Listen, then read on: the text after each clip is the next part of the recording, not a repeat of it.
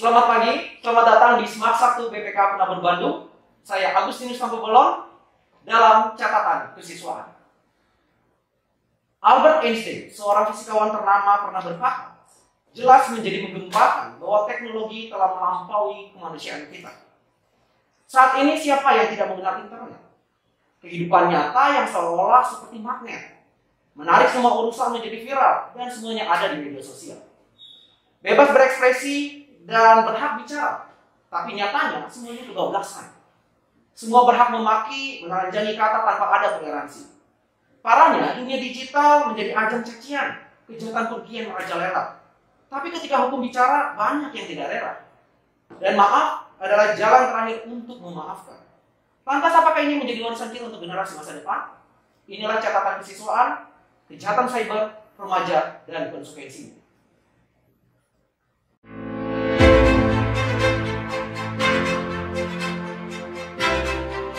Polisi memeriksa seorang perempuan yang diduga telah menghina Presiden Joko Widodo dan Hakim Mahkamah Konstitusi melalui media sosial. Ia ditangkap polisi di Blitar, Jawa Timur. Meski dihalangi, para tenaga pendidik itu terus berupaya memukulinya. Kemarahan mereka dipicu oleh tulisan yang diunggah ke akun Facebook DI yang dianggap menghina guru. Di media sosial, khususnya di Twitter, sedang viral screenshot atau tangkapan layar di grup WhatsApp STM terkait demo yang mereka lakukan pada 25 September lalu. Di antara banyak chat yang viral, ada salah satu chat yang menjadi perhatian netizen karena chat tersebut diduga sengaja dibuat oleh pihak kepolisian. Kepolisian Daerah Metro Jaya menyatakan akan memburu pengunggah pertama konten pornografi pada aplikasi pengirim pesan WhatsApp. Polda Metro juga berkoordinasi dengan Kementerian Komunikasi dan Informatika untuk menghilangkan muatan pornografi pada fitur GIF WhatsApp. Jumlah laporan kasus cybercrime di Indonesia tumbuh pesat jadi yang terbanyak di dunia. Dari data Asosiasi Fintech Indonesia, pertumbuhan pengguna internet per Indonesia adalah yang tercepat di dunia. Ini dibarengi dengan banyaknya kasus kejahatan cyber. Di tahun 2016 ada 1.200 lebih kasus cybercrime yang dilaporkan ke Polda Metro Jaya, jumlah kasus cybercrime yang terbanyak di dunia. Indonesia juga menempati peringkat kedua sebagai negara dengan jumlah hacking atau peretasan internet paling banyak di dunia.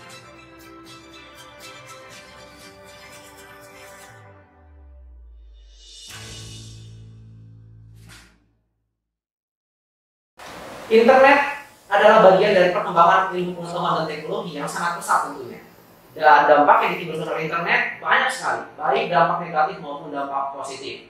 Oleh karena itu, bersama dengan kita saat ini, bersama dengan saya, ada Ibu Cynthia Jo yang sudah kami undang. Ini adalah seorang psikolog juga ya, dan juga guru Smart 1 BPK Penabur Bandung, bimbingan konseling. Halo, selamat pagi, Bu Jojo, apa kabar?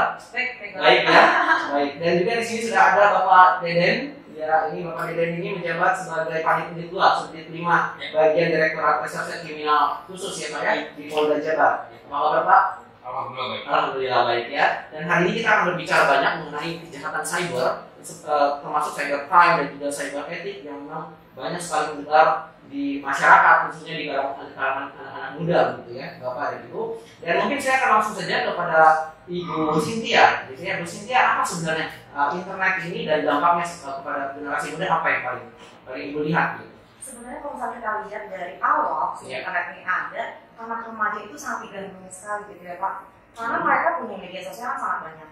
Dari yang ada WhatsApp, dari Instagram, Facebook udah agak menghilang tapi digantikan sama TikTok, gitu kan? Ada di Clubhouse dan banyak lain-lainnya yang digunakan.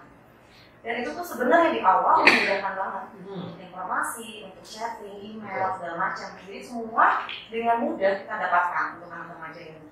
Tapi nggak lupa juga ternyata dari sisi positif itu pasti ada negatif. Okay?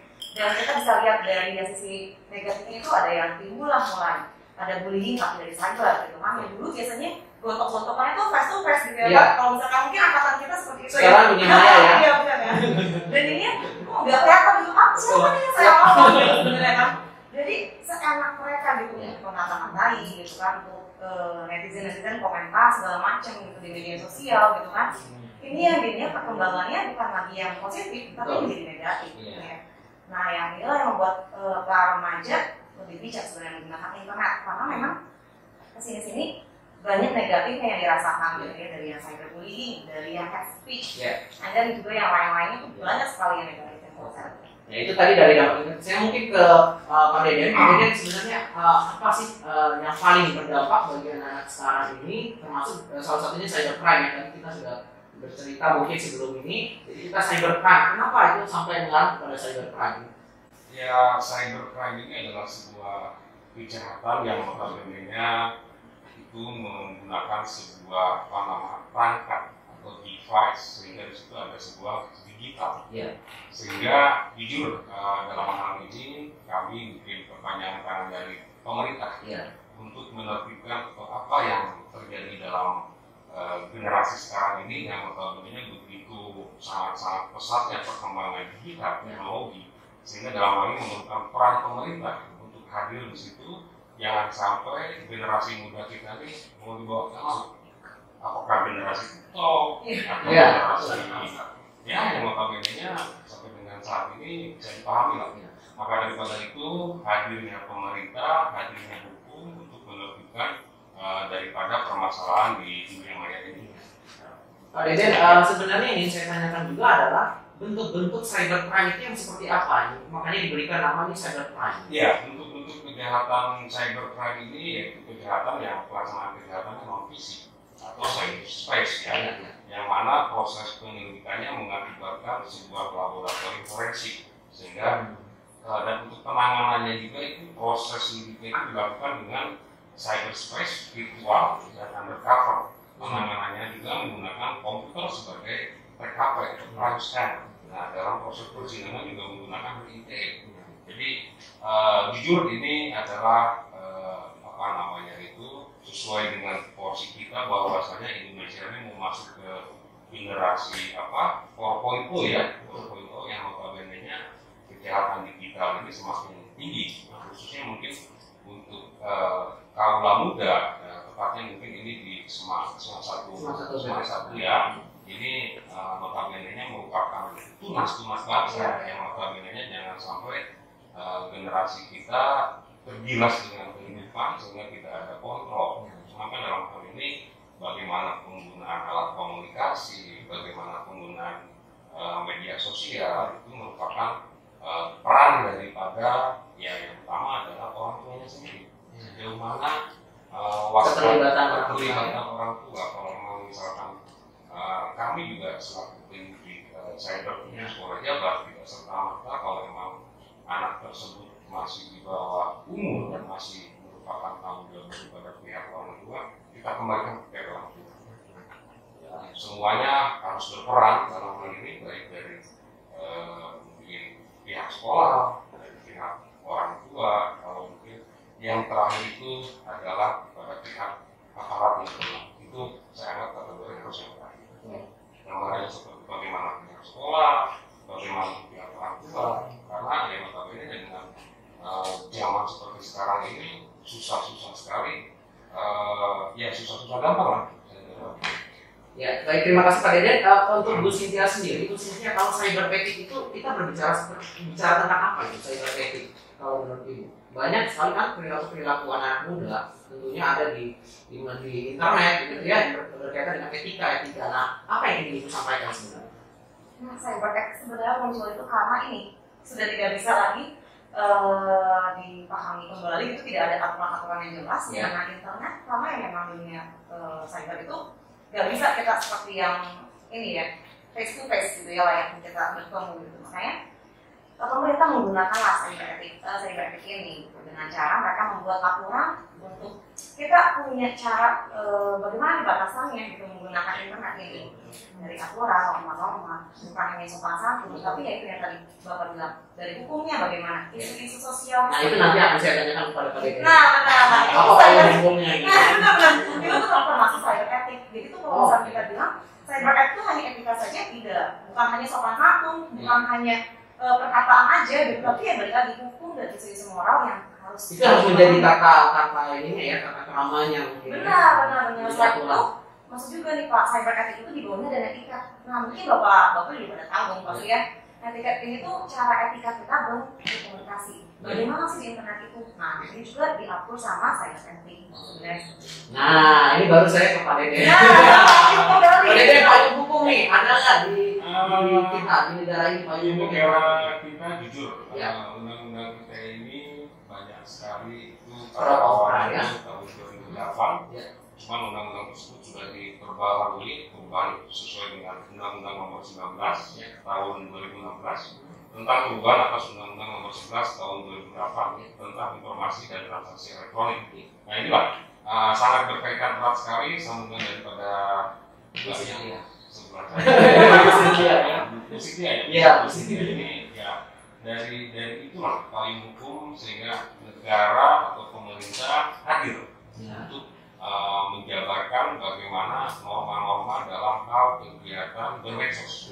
Jadi tidak serta-merta kita seenaknya atau apa namanya itu tidak ada kontrol sehingga kalau tidak ada kontrol jadi apa negaranya. Tapi insya Allah dengan adanya pemerintah menerbitkan undang-undang kita yang tadi saya sampaikan tersebut dan apa namanya merupakan kepanjangan kami, aparat kami ini merupakan senjata kami untuk melakukan penegakan hukum. Tapi mungkin penegakan hukum ini kembali lagi kepada SDM daripada objek atau mungkin dari penegak hukumnya. Yang jelas tadi etika tersebut uji jawabannya itu ada di dunia pendidikan. Nah, jadi sejauh mana dunia pendidikan ini mengajarkan terhadap para siswa sehingga mengeluarkan generasi-generasi yang berbobot dalam hal teknologi. Itu tadi salah satu namanya adalah etika bermedsos, etika bernegara, etika dalam hal kegiatan menyampaikan sebuah informasi, etika dalam hal yang mungkin banyak lagi lah. Pak Dede, karena Bapak di bagian di Krimsus ya, Polda Jabar, ada nggak kasus-kasus yang sangat melonjak di akhir-akhir ini berkaitan dengan cybercrime itu sendiri gitu? Dan apakah ini paling banyak melibatkan remaja? Ya, banyak sekali. Saya pernah unit saya menangani salah satu kasus yang jujur ini juga sangat miris sekali karena dengan adanya perkembangan teknologi yang tadi Mas sampaikan itu, saya pernah menangani salah satu kasus. Dia seorang mahasiswa dia masuk dalam sebuah aplikasi Blood ya. Yang namanya aplikasi Blood ini adalah aplikasi yang menyukai sesama jenis. Nah inilah mungkin dalam hal ini pihak sekolah di sini ada waskat lah hal seperti ini karena sekarang ini ada beranggapan bahwasanya lebih khawatir punya anak laki-laki daripada punya anak perempuan. Nah disitulah dari aplikasi itu tersebut kami ungkap dan alhamdulillah terungkap. Ada salah satu sehingga kasusnya juga sudah kita vonis, itu kurang lebih vonisnya 2 tahun itu yang sedang tren. Terus kemudian juga penipuan online, terus masalah perbankan juga. Mungkin ya sekedar wawasan pengetahuan juga untuk yang di sini hadir atau yang di rumah yang sedang menyaksikan kegiatan kita ini menyarankan bahwasanya apabila kita menerima WA atau SMS yang kurang jelas, saya harap itu diabaikan saja, nggak usah ditindak karena kadang penipu ini ya kita sedang berpikir wah nanti saya dapat duit, saya kirim OTP saya, ada akhirnya begitu. Jadi banyak sekali laporan ke kita itu kan kita garis bawahi yang namanya transaksi online itu kan sanksi hukumnya atau pidana hukumnya adalah kedua pihak antara yang bertransaksi tidak melibatkan polisi. Jadi apabila terjadi tindak pidana transaksi online itu merupakan risiko daripada kedua belah pihak yang transaksi online. Terima kasih Pak Deden. Tadi berkaitan dengan resiko. Berarti kan ada dampak baik sebagai pelaku dan juga korban. Ya betul ya. Pak ya. Nah sekarang juga Cynthia bisa menjelaskan apa sebenarnya dampak yang akan banyak dirasakan oleh anak-anak gitu ya, ketika dia sebagai pelaku, bahkan dia juga sebagai korban. Oke. Kalau aku tuh lebih senang di sini itu menggunakan contoh kasus cyberbullying. Oh, boleh. Boleh. Soalnya memang tadi kan kalau Bapak bahas tentang masuknya cloud itu gitu kan, konsep itu. Tapi kadang-kadang kita nggak tahu gitu ya, tidak kurang gimana ya? Kalau kita bilang kurang gitu ya. Kurang waspada. Nah, gitu kan, kurang aware. Ya, cyberbullying itu seperti apa sih? Padahal itu mungkin ada di dekat kita. Nah, mungkin kenapa ini bisa seperti itu ya karena ada dari sebelumnya atau belakangnya. Nah, aku makanya lebih senang kalau misalnya kita bahas tentang cyberbullying di sini. Karena anak remaja yang tadi Bapak bilang, remaja itu naik turunnya gila-gila banget ya. Sebenarnya akan moodnya. Kita juga harus tahu bahwa dia itu adalah pribadi yang impulsif gitu ya. Dia nggak bisa berpikir seperti kita lain yang dewasa. Dia langsung, wah ini kayaknya rame nih, langsung cepat-cepat jarinya itu ya, ketik begitu dan tapi mereka nggak tahu konsekuensi di akhirnya itu seperti apa. Kalau misalkan dari sisi psikologisnya ya, saya sangat amat miris dari sisi korban dulu gitu ya. Kita tuh lebih banyak melihat, oh korbannya nih nanti bisa murung, bisa sedih, bisa depresi, bisa frustasi gitu ya. Semua dampaknya negatif kepada si korban. Tapi kita juga nggak berlupa yang tadi dampak pelakunya gitu ya. Pelakunya juga sama mirisnya. Apakah kita hanya lihat dari sisi korbannya aja yang depresinya tingkat akut gitu kan? Tapi tanpa kita bilang, ini pelakunya yang salah. Ini pokoknya semua anak saya bisa seperti ini karena pelaku. Itu juga enggak. Tapi kalau itu pelakunya, dia juga pasti punya sisi depresinya. Mungkin itu adalah akibatkan dari sebelumnya juga dia mengalami seperti itu. Makanya dia sendiri pelaku. Mungkin karena dia juga mempunyai sisi yang frustasinya karena mungkin dari keluarganya kah gitu ya, tidak memperhatikan dia gitu. Makanya dia bisa seperti itu pada orang lain. Itu dampak-dampaknya. Dampaknya lebih panjangnya itu seperti apa? Dua-duanya bisa jadi dampaknya depresi, sama-sama depresi gitu. Dan itu bahaya sekali ya untuk generasi itu. Banget. Karena kalau misalkan kita lihat, kita pengen mencerdaskan anak bangsa, kita pengen tunas-tunas kita tuh berbuah semakin lebar dan makin baik. Tapi kalau misalkan kita tidak memperbaiki dari mentalnya dulu nih ya, yang depresi ini bagaimana dia bisa menjadi buah gitu. Sedangkan dia aja mau bertumbuh, itu tuh sangat susah gitu. Mereka susah untuk fight gitu ya di dunia yang super duper dari cybernya ini gitu. Mereka tidak kurang bisa mentalnya itu lebih kuat gitu. Ini dampak-dampaknya. Iya, betul sekali ya. Karena kita lihat dampaknya itu sangat miris kalau misalnya itu terjadi terus menerus dan kita tidak ada cara untuk mengantisipasi itu. Benar. Pak Deden, ini sebenarnya ada sanksi hukum pasti ya. Kalau ada payung hukum tentu ada sanksi hukum yang akan dirasakan oleh si pelaku gitu. Nah, yang melibatkan anak remaja mungkin gitu ya. Apakah ada memang sanksi hukum yang akan dikenakan kepada anak-anak yang di bawah umur mungkin gitu ya? Baik, cyberbullying saya jawab sama dengan cyberlaw. Cyberlaw yang merupakan payung hukumnya adalah Undang-Undang ITE nomor 19 tahun 2016 yang tadi saya jelaskan. Nah, sanksi hukum sehubungan dengan anak yang masih di bawah umur. Nah, kita dalam hal ini Polri tidak serta-merta bagaimana menerapkan hukum tersebut secara abuse power. Anda salah, Anda saya hukum. Walaupun kita tahu usianya masih di bawah umur.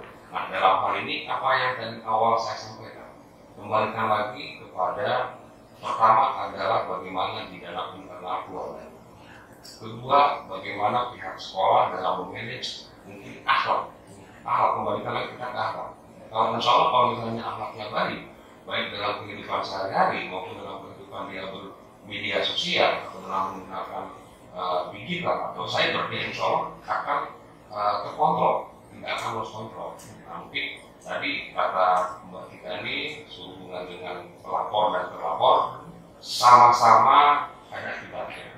Ya, karena kan di situ cyberbullying itu kan yang notabene mencegah sehingga dia mengalami sebuah mentalnya yang notabene harus hadir di situ seorang fisiologis bagaimana untuk membalikan lagi moral daripada anak tersebut.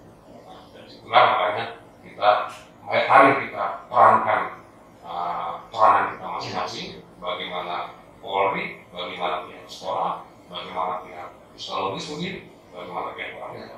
Pak Deden, ada yang menarik sebenarnya kasus hukum yang paling maksudnya berkaitan dengan kalau tadi kan mahasiswa nih. Ya. Kalau di sekolah yang pernah Pak Deden mungkin dan tim menangani masalah ini dan seberat apa gitu ya sehingga itu bisa menjadi antisipasi juga buat anak-anak di sekolah kita begitu.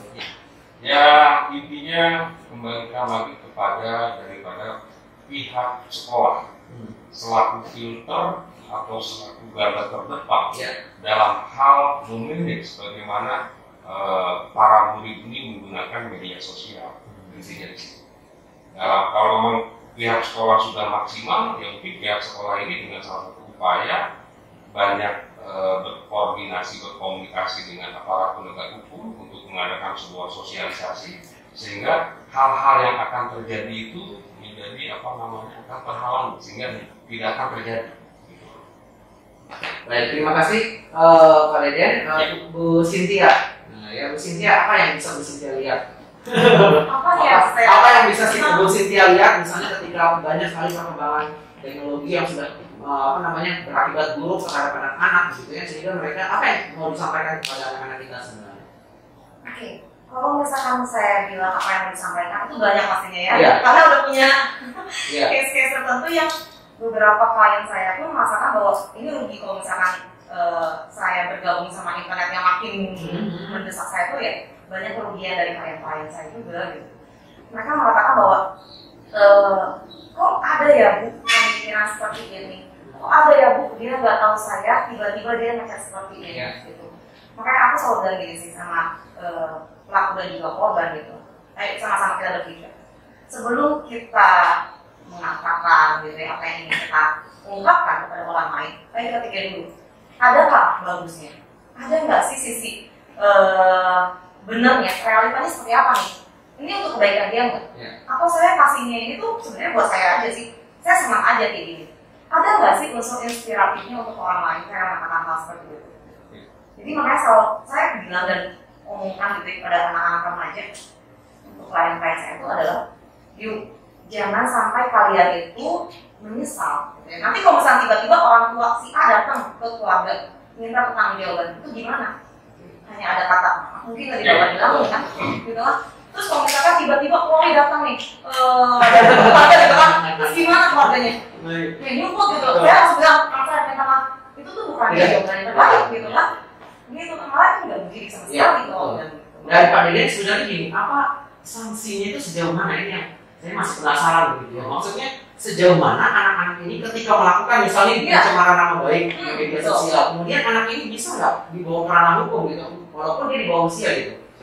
Nah, dalam hal ini yang tadi saya sampaikan, karena ini kan anak di bawah umur, nggak mungkin pemerintah atau negara yang mengkhianati warganya atau rakyatnya. Jadi kita kalau memang hukum adalah tindakan yang terakhir, jangan sampai hukum yang dikedepankan, tapi yang jadi korban rakyat dan masyarakat. Edukasinya tidak dilakukan. Nah, sesuai yang tadi saya tertarik dengan apa yang Mbak Cynthia tadi sampaikan, ini begini, ujungnya kembalikan lagi kepada kegiatan dia bermedia sosial. Karena ada salah satu contoh video begini. Di situ kadang dia, tapi emang ini nggak berkaitan dengan apa yang disampaikan, tapi setidaknya menggambarkan bahwa kalau memang si anak ini dalam hal bermedia sosialnya dalam Facebook suka pas hari ulang tahunnya ditayangkan, data-datanya kedetek, itu orang akan bisa mengambil mengidentifikasi daripada anak tersebut yang notabene-nya anak itu tidak melakukan. Nah, itu lainnya. Jadi itu sebetulnya kelakuannya tersebut kenapa terjadi cyberbullying ini adalah gara-gara ini kegiatan daripada bermedia sosialnya tidak beretika.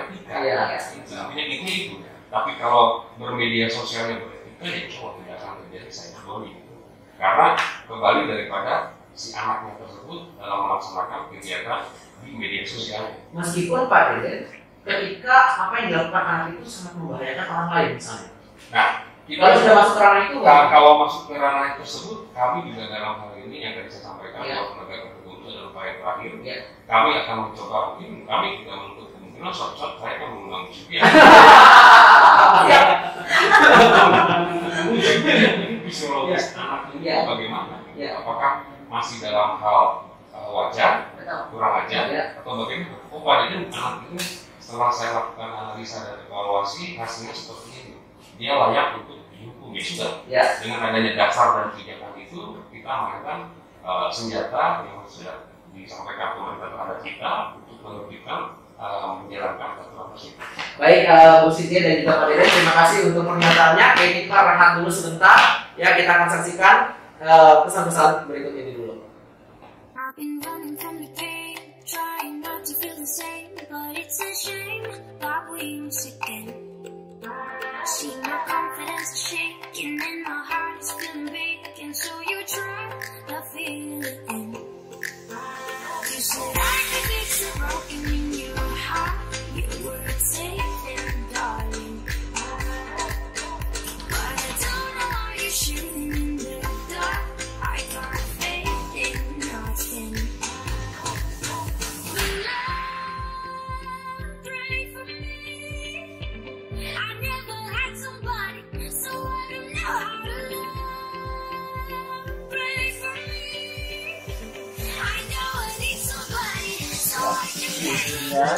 Bagian utara ya, George Washington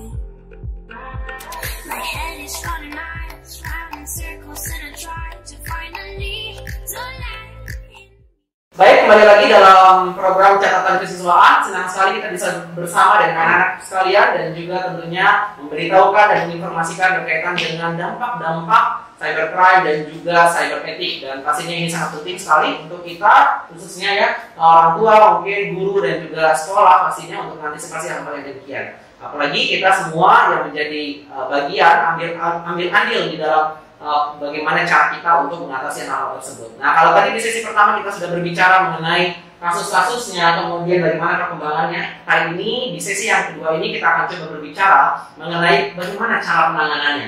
Nah, ini yang paling menarik dan ini yang paling penting sebenarnya. Mungkin saya akan ke Bu Jojo terlebih dahulu. Apabila seorang anak mengalami hal yang demikian, cyberbullying, kemudian mungkin dia mendapatkan dampak-dampak yang kurang baik dari media sosial dan tekanan-tekanan depresi, apa yang harus dilakukan oleh seorang anak seperti itu? Yang paling penting ya seorang anak itu adalah harus terbuka sama orang tua.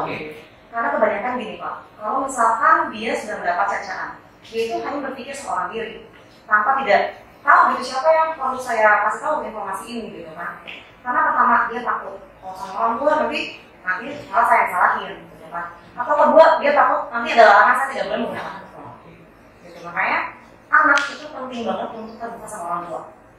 Itu yang pertama. Setelah itu, kalau misalkan sudah sangat amat tidak bisa lagi, mereka perlu juga berkonsultasi sama sekolah, pihak sekolah. Gitu ya. Karena tetap aja pihak sekolah itu juga tetap mengambil andil. Pihak sekolah itu hanya bisa mendapat laporan dan juga akan mengembalikan lagi gitu kan kepada anak, dan juga kita akan menentukan. Ada musyawarah dulu nih, diskus bagaimana sih, apakah benar seperti itu. Itu sih. Oke. Yang menjadi persoalan saat ini, Bu Jojo, ketika hubungan di keluarga itu dia tidak dapatkan. Ya, jadi dia tidak dekat Pak, misalnya dengan orang tuanya, bahkan dia justru lebih dekat dengan teman atau dengan siapa yang ada di luar lingkungan keluarga. Apa yang harus dilakukan seorang anak? Apakah dia juga, kalau misalnya di sekolah dia tidak dekat juga dengan gurunya, di keluarga dia juga tidak dekat, apa yang harus dilakukan oleh seorang anak ini? Yang paling penting itu jangan pernah dia nge-share apapun di media sosial. Kita harus ingat ya. Aku putus sama pacar. Oh jangan.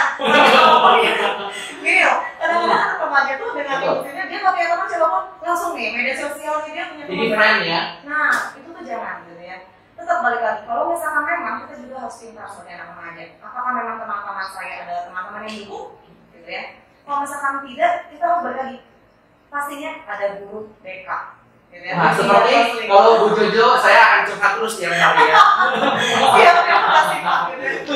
Karena guru bimbingan konseling ini ada, itu untuk apa konseling, gitu ya, bersama-sama untuk mencurahkan. Nggak perlu namanya ada yang ditutupin. Gitu. karena kita juga punya etika, gitu ya. Kode etik bagaimana sih cara kita saat ada murid itu namanya klien datang, dia konsul, ngobrol, nah itu kita harus kasih apresiasi sebagai guru BK. Kalau misalkan dia nggak dekat sama guru yang lain, nggak apa-apa, kita ada yang deketin dulu. Biasanya kalau guru BK tuh punya alat pancingnya gitu ya. Nah, alat pancing ini yang kita gunakan. Ya, pancingnya iya, betul. Ada strategi. Nah, benar gitu. Pancing-pancingnya strategi-strategi yang lain yang mungkin kita bisa gunakan sama karena gini Bu Jojo dan Pak Deden, karena kita tahu bahwa di masa pandemi ini anak kan selalu di rumah. Sedangkan yang menjadi lingkungan utama saat ini primernya itu adalah keluarga. Dan dia tidak dapatkan itu yang harusnya menjadi perhatian kita juga gitu ya. Oke, baik, terima kasih Bu Sintia. Pak, saya beralih ke Pak Deden nih. Pak Deden, apa yang sudah dilakukan oleh Polda Jabar nih secara khususnya dalam penanganan cybercrime? Ya banyak sekali ya dalam hal penanganan cybercrime ini. Jujur kita juga khususnya Polda Jabar ini sering berkomunikasi dengan pihak Mabes Polri. Karena di sana ada sebuah jurisprudensi mungkin kasus-kasus yang seperti cyberbullying tadi itu seperti bagaimana secara penanganannya, sehingga kami dalam hal melakukan penanganan atau tadi kata Bu Sintia yang cantik ini harus memiliki sebuah strategi. Strateginya seperti apa sehingga sesuai dengan tupoksi Polri itu adalah pertama melayani, mengayomi, melindungi, dan terakhir adalah penegakan hukum. Nah inilah itu langkah terakhir inilah penegakan hukum yang notabene-nya bagaimana hukum ini sehingga bersinergis dengan masyarakat, masyarakat luas. Ada anak-anak, ada orang dewasa, ada lansia juga kan. Nah, itu bagaimana kita memperlakukan terhadap kategori yang tadi saya sampaikan. Bagaimana terhadap anak-anak, bagaimana terhadap orang dewasa, bagaimana terhadap mahasiswa. Nah, ada triknya. Tidak di psikologis juga ada triknya, kami juga ada triknya juga. Wah, perlu diberitahu. Nanti kalau diberitahu rahasianya terbongkar ya. Kalau Bu Sintia sendiri nih, untuk penanganan sekolah, untuk misalnya apa yang harus dilakukan oleh sekolah secara khusus? Kalau tadi kita bicara sangat luas sekali, apa yang harus dilakukan oleh sekolah? Kalau saya pribadi itu pernah juga dilakukan sama sekolah ini gitu ya pastinya. Kita mengedukasi anak bagaimana cara menggunakan media sosial dengan baik. Terus yang kedua juga setelah kita berikan edukasi, karena edukasi itu luas, tidak satu persatu gitu ya, one by one. Kita tag satu-satu anak-anaknya masih seperti itu enggak gitu. Kita tag juga kelompok-kelompoknya seperti itu. Nah, kebanyakan kita tuh melakukan pendekatan kepada satu persatu orang. Itu take time, yes, tapi itu yang paling efektif untuk sekarang gitu ya. Karena kalau misalnya kita cuma bilang, yuk kita edukasi bersama-sama, tidak semua anak itu bisa, ya? Iya, sambung gitu. Atau enggak kita lagi nonton nih, udah lewat aja lah, ini nggak penting gitu. Iya. Seperti ini ya, misalnya nggak penting, ya ini udah. Gitu. Nah, udahlah gitu. Padahal nanti pas oh iya harusnya saya ngomong ini nih, karena ini penting nih edukasi gitu kan. Itu lakukan aja. Iya. Kalau misalnya Bu Jojo kan sebagai guru juga nih pasti. Apa kiat-kiat yang sudah dilakukan oleh Bu Jojo sendiri atau Bu Sintia ini sendiri gitu ya dalam pembelajaran gitu? Yang pertama tadi saya melakukan juga edukasi kepada anak-anak. Ini nggak perlu dirahasiakan ya, kan boleh ya, semua orang tahu. Iya dong, harus ya. Karena edukasi itu free ya, benar ya. Edukasi itu bagaimana nih? Caranya adalah tetap saya selalu ingatkan bahwa saat kalian punya masalah jangan semua orang harus tahu, gitu ya. Kalau misalnya kamu hanya percaya sama seorang itu, ceritakan sama kamu. Itu yang pertama. Yang kedua adalah, yuk kita jangan sampai kebablasan menggunakannya. Bagaimana caranya? Jangan impulsif yuk gitu bilangnya gitu ya. Kalau misalkan kalian punya pemikiran cepat, jangan juga jari kalian cepat. Kita pikirin dulu yang tadi aku bilang. Sama-sama introspeksi, sama-sama evaluasi. Apakah memang lebih baik atau tidak? Seperti itu. Setelah selesai dari situ, baru kita melakukan evaluasi biasanya seminggu, 2 minggu. Ya, terima kasih Bu Sintia. Saya ke Pak Deden. Pak Deden, apa yang harus dilakukan oleh sekolah? Apakah memang sejauh mana juga pihak kepolisian bisa bergabung bersama dengan sekolah untuk mengantisipasi hal yang demikian? Karena kasus-kasus yang kita tahu, kalau dia tidak sampai ke ranah jauh, sampai ke ranah pidana, boleh diselesaikan secara kekeluargaan. Tapi kalau misalnya dia sudah sampai ke ranah pidana, bahkan sampai akhir hukum, itu apa yang harus diambil oleh langkah sekolah? Baik. Dalam hal menyikapi apa yang tadi Mas sampaikan, bahwasanya di sini orang sekolah itu ya sangat-sangat tidak serta-merta mempercayakan kepada Bu Sintia juga kepada para penegak hukum juga. Ya kalau semuanya seperti itu, semuanya nggak main. Gitu. Jadi saran saya bagusnya pihak sekolah dan dalam hal ini juga kami dari pihak Polri, jujur kami suka memberikan sebuah sosialisasi dalam hal meme-meme yang notabene untuk mengajak menggugah sehingga tidak terjadi sebuah tindak pidana cybercrime. Satu itu, terus kedua juga untuk dari pihak sekolah. Jadi jujur dengan adanya kegiatan seperti ini mungkin akan menjadi contoh buat sekolah-sekolah yang lain bagaimana bisa memberikan sebuah pengetahuan atau wawasan dalam hal cybercrime atau mungkin dalam hal cyberbullying ini gitu kan, sehingga intensitas tindak pidana cybercrime dengan adanya kami turun ke lapangan untuk sosialisasi seperti ini pasti dan saya pasti akan menurun.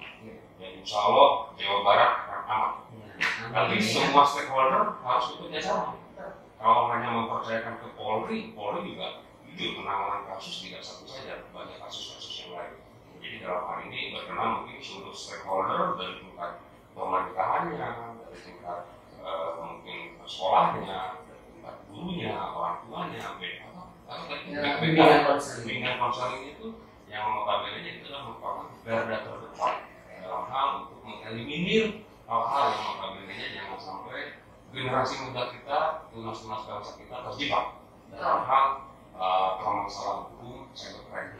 Karena ya jujur, kalau dulu sih pribahasa itu mengatakan mulutmu harimau. Nah kalau sekarang ini ya alhamdulillah dengan adanya konseling jangan sampai jarimu harimau, karena sekali klik sudah tersebar juga sekali klik tersebar. Jadi kalau kita lihat sekarang banyak orang berpikiran dengan meningkatkan kesadaran masyarakat terhadap cybercrime ini, banyak orang mengatakan bahwa sanksi hukumnya harus dipertegas, hukumnya harus diperparah sanksinya gitu. Apakah Pak Dede setuju dengan pernyataan ini? Saya jawab tidak setuju, karena hukum itu linear. Ya. Hukum itu linear. Sebagai seorang sarjana hukum, ya. Hukum itu harus bisa masuk ke semua lini. Ya.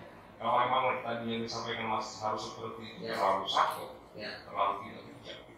Sehingga dalam hal ini, jujur sekarang undang-undang kita ini sedang seksi-seksinya.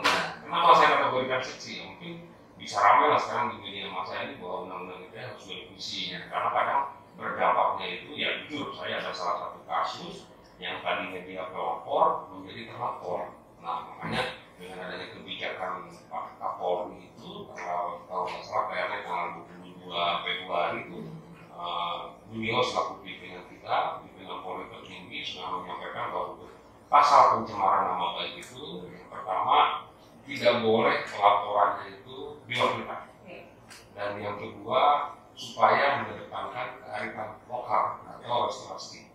Nah, sehingga dalam hal ini kami untuk menangani pasal 27 ayat 3 itu masalah pencemaran harus sangat hati-hati, harus benar-benar soft. Satu lagi masalah syarat. Masalah syarat jangan terkunci kita tidak langsung seperti sebelum keluarnya dari Pak Kapolri. Kalau mau unsurnya sudah cukup, sudah proses itu pun kita terus kita lakukan pemberkasan. Tapi untuk sekarang ini kami Polri ini dituntut untuk lebih selektif, untuk lebih teliti dalam hal membuat sebuah laporan. Undang-undang kita itu seksi. Iya. Nah, menarik ya. Bu Cynthia, saya tuh menyoroti juga ada program-program yang sudah dilakukan bimbingan konseling ya. Setiap 1 bulan berapa kali itu yang anak-anak bisa menjadi ranah mereka untuk bercerita, mengundang psikolog. Boleh diceritakan sedikit karena itu berkaitan sekali bagaimana upaya sekolah ya yang sudah dilakukan oleh sekolah untuk mengantisipasi hal yang demikian. Boleh Bu Dejo? Ya, betul. Terima kasih banget. Ini sambil sekalian marketing loh. Oh, semester 1 kan harus dipromosikan ya. Iya, betul. Jangan lupa royalti. Tenang Pak ya. Silakan Bu Dejo. Oke, jadi setiap bulan itu guru-guru BK kami itu membawakan atau mengadakan setiap webinar series yang ini tuh mengadakan kita mau bikin life skill gitu ya, karena anak-anak itu kan membutuhkan sebenarnya bukan hanya di akademiknya gitu ya, tapi mereka juga membutuhkan soft skillnya. Life skill itu seperti apa sih? Seperti pencegahan bagaimana caranya untuk emosi nih supaya tetap stabil, kita juga ada. Terus bagaimana kita memanage keuangan itu juga ada. Tidak hanya dari psikologisnya, tapi juga ada yang dari kehidupan sehari-harinya. Nah itu akan diberikan setiap bulannya untuk anak-anak kita. Gitu. Ya. Juga kita mengundang ini pakar-pakarnya. Kalau saya termasuk. Oh, Bapak Baik, terima kasih Bu Cynthia, ini menarik memang betul Pak. Jadi kita mungkin sedang melakukan itu ya. Jadi mengelola emosi anak di sekolah itu sangat perlu dan itu yang sudah dilakukan oleh salah satu. Semoga ini terus berlangsung dan terus berkembang sehingga anak-anak juga menjadi wadah. Ya, ada wadah untuk mereka bercerita, kemudian mereka mengelola emosi bersama dengan guru dan juga sekolah, dan ini adalah peran kita bersama. Terakhir mungkin saya ke Pak Deden, terakhir nih Pak, apa kira-kira masukan yang akan bisa Pak Deden berikan kepada sekolah melalui program-program yang akan dikembangkan oleh sekolah? Ya, masukan-masukan ke pihak sekolah mungkin dalam hal ini yang pertama lebih mengupdate undang-undang atau peraturan yang dari pemerintah juga. Ya. Terus kedua juga lebih adanya sebuah inovasi dari pihak sekolah ini untuk mengatur sebuah peserta didiknya dalam hal menggunakan medsos. Ya. Yang pertama itu ya. Yang terakhir mungkin ya harus sering-sering dan banyak-banyak mengundang saya. Siap ya, masuk dalam rekomendasi ya. Baik, terima kasih Pak Deden. Mungkin ini yang terakhir untuk kedua pemateri kita pada hari ini. Pesan apa yang ingin disampaikan hari ini berkaitan dengan kejahatan cyber, remaja dan juga konsekuensinya? Silakan Bu Cynthia. Oke. Kalau misalkan saya di sini memberikan, jadi mari kita berpikir sebelum bermedia sosial. Pikir itu apa? Apakah itu penting, teknis? Apakah itu informatif? Ya. Apakah itu untuk kebaikan? Ya. Apakah itu inspiratif? Dan apakah itu realita? Wah, luar biasa. Ya. Silakan Pak Deden, pesan terakhir untuk anak muda nih, khususnya di sana. Ya. Untuk seluruh peserta yang menyaksikan kegiatan ini, khususnya untuk tunas-tunas bangsa, generasi muda, saya ada dua yang ingin saya sampaikan. Yang pertama adalah negara Republik Indonesia ini bukan milik sesuatu golongan, bukan milik sesuatu agama, bukan milik sesuatu suku, bukan milik sesuatu golongan adat istiadat, tetapi milik kita semua dari Sabang sampai Merauke. Itu. Yang kedua, kendalikan ibu jari demi persatuan ibu pertiwi. Wah, luar biasa sekali ya. Baik, kita sudah selesai dalam tanya jawab. Ini kan kita yang tanya jawab, tapi siswa kan belum nih. Oh, iya. Ya, ini saya sudah mendapatkan beberapa pertanyaan. Coba saya akan bacakan ini. Boleh nanti Bu Cynthia atau Pak Deden yang bisa menjawab. Kita mulai dari kelas 10D atas nama Laurentius Carmelo. Ya. Pertanyaannya nih Pak dan Bu Cynthia, jika kita memposting ucapan selamat ulang tahun, nah disertai foto yang ultra tidak pantas. Nah, foto itu ditujukan untuk bercanda dan teman pun menganggap itu bercanda, tapi ada yang melaporkan ke pihak kepolisian. Nah, kejadian seperti itu kena pasal nggak sih? Ya. Kembali lagi terhadap apakah dia seorang masih berumur atau memang sudah dewasa. Tadi itu yang tadi sesuai dengan konstruksi yang disampaikan itu masuk unsur pasal 27 yaitu pencemaran yang notabene-nya dia ulang tahun tapi kategorinya meme-nya itu meme yang notabene-nya di luar apa nama tidak beretika, itu masuk unsur. Cuma kan dalam hal ini harus kita lihat juga tujuannya itu apa. Makanya kan yang tadi saya sampaikan kendalikan ibu jarimu. Intinya itu. Oh, meskipun dia bilang tujuan untuk bercanda gitu Pak. Nah, tujuan bercanda ini makanya kita kedepankan dulu. Kalau memang misalkan tidak ada solusi yang terbaik, ya sudah pukulan nggak bicara. Dan memang apakah sebelumnya kita harus melihat juga suasana kebatinan daripada si orang yang misalnya ini seperti apa. Apakah memang tujuannya baik atau memang tujuannya untuk melakukan pencemaran, itu harus kita gali. Karena kalau sudah masuk ke ranah pencemaran, jangan sampai juga jadi terlapor dan nah itu yang jadi masalahnya ya. Kita niat melaporkan, tapi justru kita yang nanti jadi terlapor gitu ya. Ya, oke, terima kasih. Mungkin semoga menjawab ya Laurentius Carmelo dari kelas 10D. Dan selanjutnya kita ke pertanyaan kedua dari William Wiranata, kelas 10 juga ini. Ya. Ini berarti anak bapak yang bertanya. Usianya sama dengan anaknya Pak Deden ya. Undang-undang ITE, apa tolak ukur dalam pelanggarannya? Karena terkadang kesalahpahaman dan perasaan suka menjadi alasan korban. Nah ini mungkin undang-undang ITE, apa tolak ukur dalam pelanggarannya? Karena terkadang kesalahpahaman dan perasaannya suka menjadi alasan korban. Jadi karena itu kita dalam hal ini penyidik cyber itu harus benar-benar memahami suasana kebatinan daripada para korban atau para terlapor ini. Bagaimana sih sehingga apakah itu kebijakan apa Terkadang kesalahpahaman dan perasaan suka menjadi alasan korban. Menjadikan alasan. Nah inilah kita harus benar-benar jeli dalam hal menangani kasus tersebut. Tidak serta-merta harus kita ambil karena sudah cukup unsur melawan hukumnya, kita proses. Tapi yang tadi saya sampaikan, kita kaji, telah mungkin kita ke pihak yang lebih kompeten, yaitu ya itu sendiri yang berkisah. Harus kita jawab bagaimana ketika bermedia sosial, bagaimana etikanya, apakah dalam batas wajar atau kurang wajar atau ya demikian dari pihak konseling yang bisa menjelaskan. Dan memang di dalam undang-undang ITE itu sendiri kan memang ada pernyataan-pernyataan yang tadi Pak Deden bilang ada pro dan kontra di masyarakat dan bakal sedang diuji oleh Mahkamah Konstitusi juga apakah ini benar-benar menjadi salah satu kajian yang harus diperhatikan oleh negara karena ini bisa saja mempidanakan orang lain ya dan bahkan juga menjadi masalah besar gitu. Nah ini yang menjadi acuan untuk kita semua gitu, hati-hati dalam bermedia sosial apalagi mengatakan perasaan-perasaan yang tidak suka gitu ya sehingga nanti konteksnya lebih kepada pencemaran nama baik gitu ya. Kemudian kita ke Luis Deborah, ini kelas 10 juga, ini banyak sekali kelas 10. Seringkali pelaku memberikan alasan dulu diperlakukan seperti itu, apakah alasan tersebut dibenarkan dan apa tindak lanjut dari pihak psikolog untuk membenarkan mental perilaku tersebut. Nah ini giliran ya. Bapak baru istirahat dulu. Bapak tegang banget ya. Iya. Bapak berpikir saya lagi. Nah sekarang giliran Bu Sinja. Bu Sinja saya akan ulang sedikit pertanyaannya. Memberikan alasan dulu nih diperlakukan seperti itu. Apakah alasan tersebut dibenarkan dan apakah tindak lanjut dari pihak psikolog untuk membenarkan mental pelaku begitu? Oke, terima kasih untuk pertanyaannya ya. Pertama, semua yang kita bilang itu tidak pernah dibenarkan. Yeah. Tapi apa yang salah ini yang akan kita perbaiki. Gitu. Karena orang bilang pelaku, ya tadi saya bilang kan bahwa karena dia juga pasti pernah dirasakan seperti itu mungkin ya.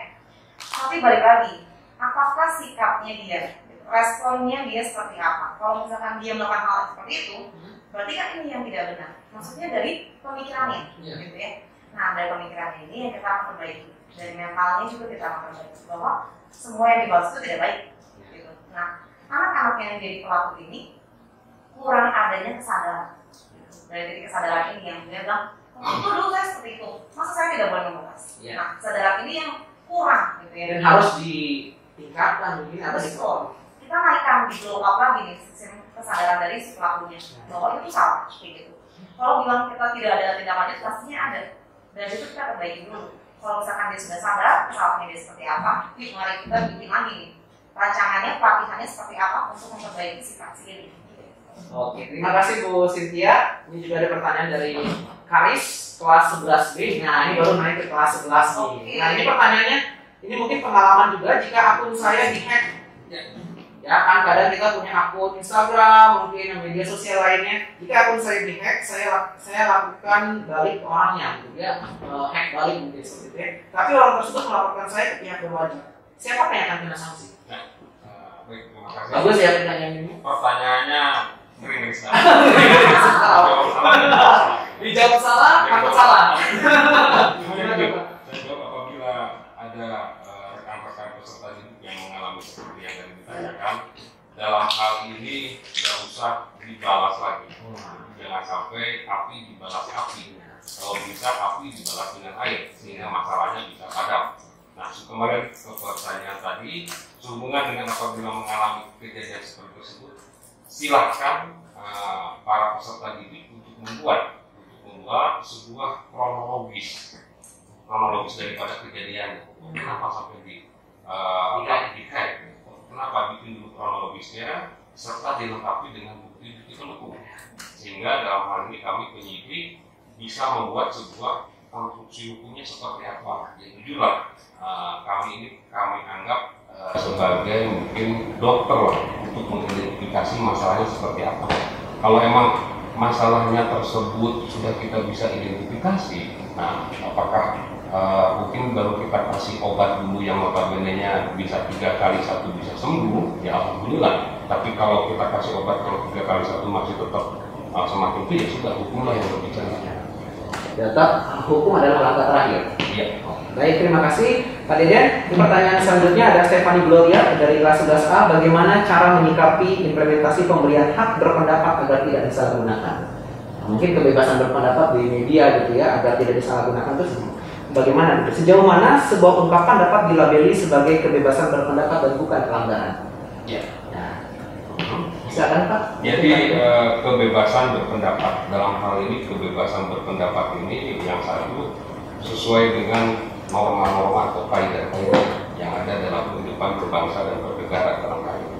Apalagi mungkin adik-adik peserta ini yang notabene lebih paham bagaimana cara mengajukan sebuah pendapat yang bagus, yang bijak, sehingga kritiknya ini jujur dalam hal ini pemerintah ini perlu sebuah kritik. Memang kritiknya kritik yang seperti yang membangun, tapi kadang yang notabene kritiknya yang notabene menjatuhkan pemerintah itu kan hal-hal yang notabene inilah aturan harus dijalankan. Dan juga jangan sampai menyinggung personal, ya apalagi membawa tadi sara, suku, agama, ras, dan antar golongan tadi ya, itu yang menjadi masalah terbesar sebenarnya. Kemudian akhirnya bisa masuk ke ranah pidana juga, ya Pak ya. Nah ini terakhir, pertanyaan terakhir ini Nathanael Aurel ya. Pada saat ini menyebut merek ya, pada saat diretas oleh hacker dan sampai sekarang belum ditemukan, bagaimana cara pemerintah memberikan bukti pertahanan terhadap masalah tersebut? Masalah yang sedang tren di Tokopedia, Shopee, segala macam inilah. Makanya pemerintah membuat sebuah aturan, kalau nggak salah Menteri Keuangan itu kan menerbitkan pajak ya untuk hal tersebut. Dalam hal ini pertanyaan tadi kenapa tidak pada saat diretas oleh hacker dan sampai sekarang belum ditemukan, bagaimana cara pemerintah memberikan bukti pertahanan terhadap masalah tersebut? Bukti pertahanan terhadap masalah tersebut pemerintah sudah jelas dalam ini menerbitkan undang-undang ITE yang notabene itu sudah ada aturannya, harus berbuat apa pemerintah di situ, harus melakukan pendalaman seperti apa. Jadi kan ini yang namanya diretas tidak menutup kemungkinan adalah kelalaian daripada si personalnya atau kelalaian daripada sistemnya, yang notabene sistem daripada mungkin yang harusnya diupdate tapi tidak diupdate, sehingga memunculkan pihak-pihak dari luar untuk meretas daripada si akun tersebut. Itu mungkin bisa jadi undang-undang pun akan semakin dikembangkan lagi atau bahkan direvisi lagi dan dilengkapi lagi ya untuk sebagai penguat pertahanan. Betul. Undang-undang ini kan pasti akan diperbaharui sehubungan dengan seiringnya perkembangan zaman. Iya, karena masyarakat sifatnya dinamis ya, Pak, berkembang terus menerus, maka hukum juga akan mengikuti. Iya. Betul ya Pak ya. Oke, baik, bincang-bincang kita sangat seru sekali. Kita sudah hampir 1 jam dan pastinya terima kasih sekali untuk Bu Cynthia atas apa yang sudah diberikan. Semoga informasi yang bermanfaat bagi kita semua dan juga Pak Deden. Terima kasih, selamat datang di Smart 1 DP Kabupaten Bandung tentunya. Terima kasih, sampai ketemu lagi di pertemuan berikutnya.